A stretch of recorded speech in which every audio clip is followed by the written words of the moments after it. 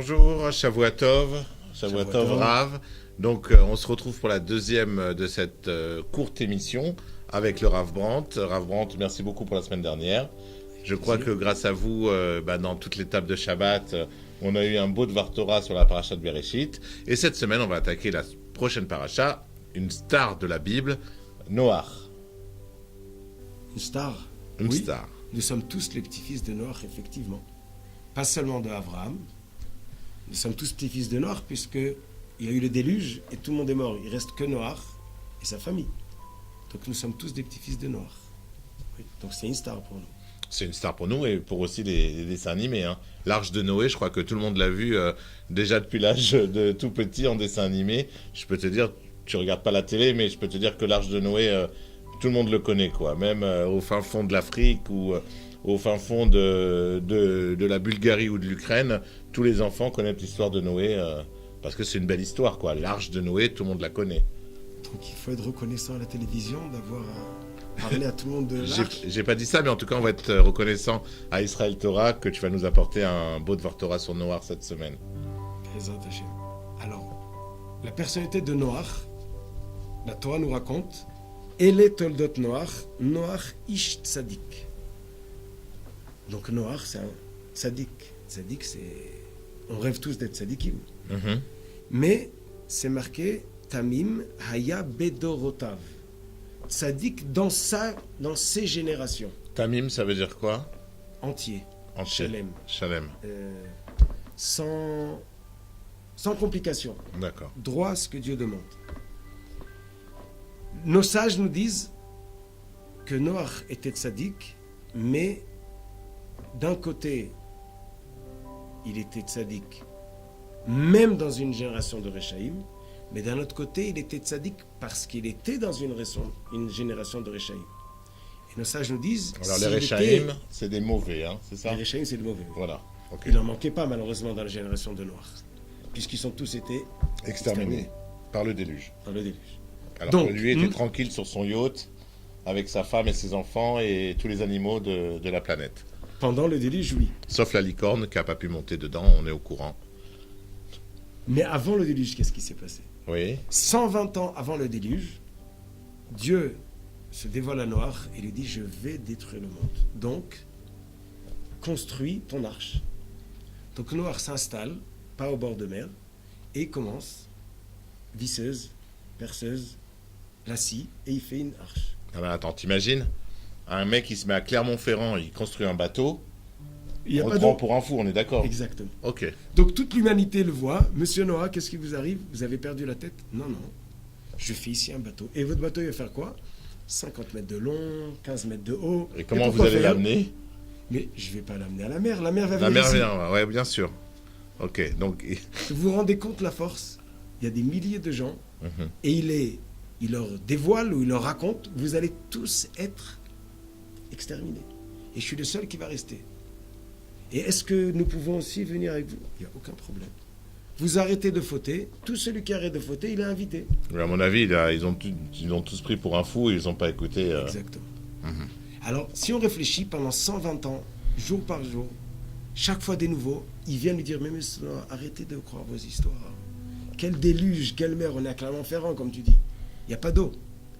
Et là, il se passe quelque chose d'intéressant. Ni Noach n'est convaincu de sa génération, mais il y a un drame. C'est que la génération non plus n'est pas convaincue de Noach. Mhm. Donc d'un côté, sa foi est entière, il est tamim, il croit aux mots de ce que Dieu a dit, et il continue son chemin. Et d'un autre côté, Et il n'y en il a a- pas un qui est et- convaincu. Et il a toute la terre entière contre lui. Exactement. C'est-à-dire, il a la pression. C'est comme nous, si on avait une pression sociale autour de nous qui nous dit mais t'es malade, t'es avec un chapeau Laisse sur tomber la ta tête. religion. Qu'est-ce que tu fais avec un chapeau sur la tête? On est en 2018 à Paris, on met pas de chapeau sur la tête, un petit chapeau rond, quoi. C'est un peu ça. Exactement. Mhm. Mais plus que ça, c'est qu'il les accuse à eux.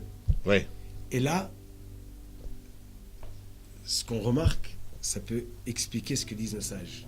D'un côté, c'est un tzaddik dans sa génération, c'est qu'il a tenu contre toute la pression de toute la génération.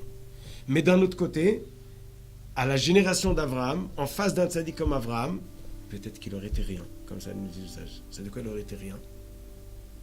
En quoi il est rien? Il aurait été comme tout le monde, pas rien. C'est-à-dire, il aurait été l'homme basique, quoi. Tout le monde était tzaddik à cette génération-là. Oui, mais qu'est-ce qui lui... Peut-être. Mais qu'est-ce qui lui manque en face d'Abraham? Si on nous dit, à la génération d'Abraham, il aurait été rien, c'est-à-dire que si on met Noach et Abraham, Noach, il est plus bas. Mais pourquoi?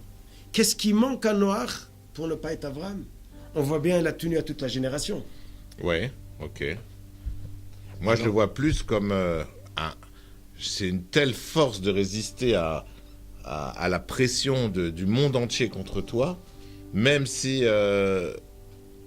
je sais pas, des gens de la génération d'Abraham, des tzadikim, tant qu'ils sont pas dans cette condition, ils auraient peut-être pas tenu, quoi. Je veux dire, dans la condition de Noach, je connais peu de personnes qui auraient tenu. La pression du monde, la pression extérieure, la pression sociale, la pression de tout autour de toi, et toi tu restes sur ton... Alors qu'on te traite de fou, de malade, de tout ce que tu veux, je pense que c'est un acte extraordinaire. Oui. Que La peu Torah... de personnes auraient... Parce que c'est facile de dire, je nais à Bnei Brak, d'accord, je suis né à Bnei Brak, dans une famille haredi, entouré d'yeshiva, et je suis un tzaddik à l'âge de 20 ans. Ah, c'est facile, allô, t'es né à Bnei Brak. Tu comprends? Maintenant, va naître à Aubervilliers entre les problèmes, les machins, les trucs, et là, à 20 ans, t'es un tzaddik. Ah, là, bravo, tu comprends? C'est pas la même chose. Tout à fait. Ok. La Torah nous le dit, et les toldot Noach, Noach, ish tzadik, bien sûr. Résister à la pression du monde, c'est Noach, ish tzadik. Et la force, elle vient aussi de Tamim, d'être entier. Ce que Dieu dit, je fais, sans chercher, sans comprendre. C'est vrai. Mais nous voulons comprendre aussi qu'est-ce qu'il y a dans Abraham de spécial qui est au-dessus de Noach. Peut-être qu'on peut avancer. Oui. Alors, Rashi nous dit, Et Elokim, la Torah nous dit, pardon, Et Elokim italech Noach. Ça veut dire quoi? Et ha-Elokim italech. Il va avec Dieu. Mais si on peut poser la question, qui marche devant? Dieu devant, Noach derrière, ou Noach devant et Dieu derrière?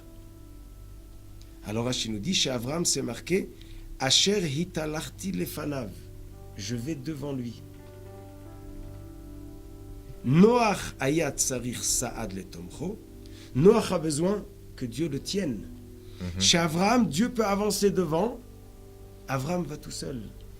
Aval Abraham hayam itchazek u me'alech betzitko me'alav. Abraham allait de soi-même. Il était mitchazek, il se renforçait de soi-même.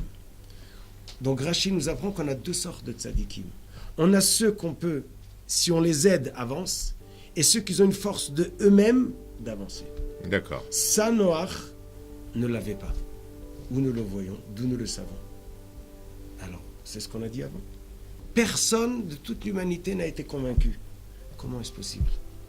D'un côté, il est si fort et il résiste, mais il n'y en a pas un qui suit. Il n'a pas réussi à convaincre une seule personne. Son camp est resté petit, lui et sa femme Non. et ses enfants. Peut-être des problèmes de communication, simplement. Quoi, il parle pas bien le français? Il n'a pas fait des bonnes pubs, quoi. Il n'a pas... Je sais pas. Peut-être. Mais il y a peut-être autre chose aussi. Peut-être qu'il n'était pas... Alors, c'est quoi le secret? Comment on passe du Noach à Abraham? Voilà, bonne question. Qu'est-ce qu'Abraham il a que Noach n'a pas? Ou qu'est-ce que Noach n'a pas qu'Abraham a? Abraham, Dieu ne s'est pas révélé à lui. Il est parti le chercher. Il s'est posé des questions. Pourquoi je vis? Où je vis? Qui a créé ce monde? Il a fait un pas de soi-même et il a avancé. Il a voulu tout le temps, encore et encore et encore. Plus l'homme prend sur lui, fait des efforts et avance de soi-même, plus c'est profond dans lui. Quand quelqu'un le rencontre et il lui parle de son monde, il a envie de suivre. Ça a une influence sur lui. C'est vivant. C'est de soi-même. Noach, Akadosh Baruch Hu lui a dit quoi faire, il l'a fait. C'était pas inné. Ça venait pas de lui. Ça venait pas de lui, ça n'a pas été développé davantage par lui. Il y en a un qui est un manig, et l'autre qui est un manig, un dirigeant, et l'autre qui est un suiveur. Voilà. Mais qu'est-ce qui nous rend un homme manig? Quand on voit un homme politique qui parle, il y en a qui parlent joliment, et il y en a qui parlent avec une conviction ou avec quelque chose d'interne et de profond de C'est lui. ça, c'est ça. Et il crie ce qu'il ressent, ce qu'il vit. Peut-être plus que ce qu'il dit. Chez Abraham, il y a eu beaucoup qui voulaient être contre lui. Nimrod a voulu le tuer. Mais il a eu beaucoup qui l'ont suivi. Il y a eu le groupe d'Abraham. Il y a eu la famille. Il y a eu beaucoup de gens autour. On parle de Lot. On parle de beaucoup de gens qui ont été Midgaïr. Midgaïr qui était Midgaïr, un nouveau mot que je ne connais pas encore, que tu vas m'apprendre. Guérout. Guérout. Ils suivaient la route. Presque. Ils montent sur la route. Ils se sont convertis. Convertis. Ah. Donc ils montent dans le chemin de la Emouna d'Abraham. D'accord. Ils n'étaient pas là-bas et ils sont montés D'accord. Abraham les a convaincus. dans le train d'Abraham. Ok. Et Abraham, il avance avec beaucoup de monde. D'où il vient tout ce monde? Il vient parce qu'il y a quelque chose de profond de lui qu'il a. De ses tripes, quoi. Ok. Et là, la différence entre Noach et Abraham. Noach, on apprend de lui qu'est-ce qu'il faut, comment tenir en face de la pression sociale. Et d'Abraham, on apprend comment avancer, prendre sur soi. Et avec ça, Bezrat Hashem, on pourra souhaiter que nos enfants et notre entourage nous suivent. Continue, et que plus et plus s'approche du chemin de la Torah, s'approche de la Emouna, et ensemble, nous pourrons bientôt recevoir le Mashiach. Amen. Pas tout seul, mais tout le monde ensemble, qui suivent ensemble. Amen. Shabbat Shalom. Merci beaucoup et Shabbat Shalom. On se retrouve la semaine prochaine. Si Dieu veut.